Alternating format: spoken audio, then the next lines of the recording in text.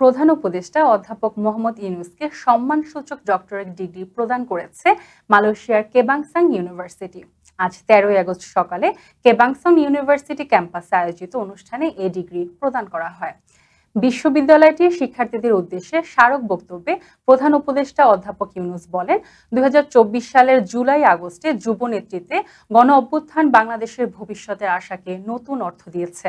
২০২৬ সালের ফেব্রুয়ারিতে একটি অবাধ, সুষ্ঠু এবং স্বচ্ছ নির্বাচন অনুষ্ঠানের জন্য কঠোর পরিশ্রম করছে সরকার, যাতে জনগণের প্রকৃত প্রতিনিধির কাছে ক্ষমতা হস্তান্তর করা যায়। তিনি আরো বলেন, দেশের শান্তি ও স্থিতিশীলতার জন্য কাজ করছে সরকার।